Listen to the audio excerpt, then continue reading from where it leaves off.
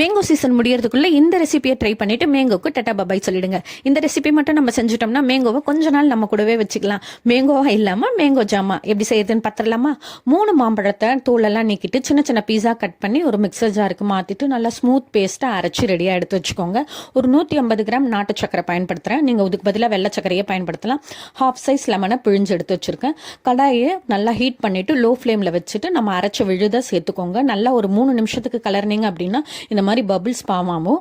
அந்த ஸ்டேஜில் நம்ம எடுத்து வச்சிருக்கிற நாட்டு சர்க்கரையை சேர்த்துட்டு நல்லா கலரிட்டே இருந்தீங்க அப்படின்னா திருப்பி ஒரு 4 நிமிஷத்தில் பபிள்ஸ்லாம் ஃபார்ம் ஆகும். அந்த ஸ்டேஜில் லெமன் சாரை கொஞ்சம் கொஞ்சமாக சேர்த்துருங்க.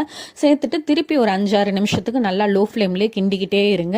ஒவ்வொரு சமயமும் கொஞ்சம் கொஞ்சமாக தண்ணியாக இருக்கிறது கொஞ்சம் கொஞ்சமாக திக்காயிட்டே வரும். ஒவ்வொரு ஸ்டேஜாக நான் காத்திட்டு இருக்கேன். ஏர்லி ஸ்டேஜில் இந்த மாதிரி இருக்கும். இன்னும் கொஞ்சம் நேரம் கலரிட்டே இருந்தீங்கன்னா இந்த மாதிரி இருக்கும். இது மாதிரி வந்துருச்சுன்னா ரெடி ஆயிடுச்சுன்னு அர்த்தம். கொஞ்சம் நேரம் ஆற விட்டதுக்கப்புறம் இந்த மாதிரி கன்சிஸ்டன்சிக்கு வந்துடும். அவ்வளோதான், டேஸ்டியான மேங்கோ ஜாம் ரெடி. நீங்கள் இது வெள்ளை சக்கரை பயன்படுத்தி செஞ்சீங்கன்னா நல்லா எல்லோ கலரில் இருக்கும். நான் நாட்டு சக்கரை பயன்படுத்துறதுனால இது மாதிரி இருக்குது. நல்லா ஏர் டைட்டான பாக்ஸில் சர்வ் பண்ணி வச்சுட்டு ஃப்ரிட்ஜில் ஸ்டோர் பண்ணிட்டீங்கன்னா 1 மந்த் வரைக்கும் தாராளமாக யூஸ் பண்ணிக்கலாம். தேவைப்படும் போது பிரெட்டுக்கு ஜாமை தடவி கொடுக்கலாம், சப்பாத்திக்கு தடவி கொடுக்கலாம், தோசைக்கு தடவி கொடுக்கலாம். உங்கள் குட்டீஸ் இது மாதிரி செஞ்சு கொடுத்தா கண்டிப்பாக லைக் பண்ணி சாப்பிடுவாங்க. ட்ரை பண்ணி பார்த்துட்டு எப்படி இருக்குன்னு மறக்காமல் கமெண்ட்டில் சொல்லுங்கள்.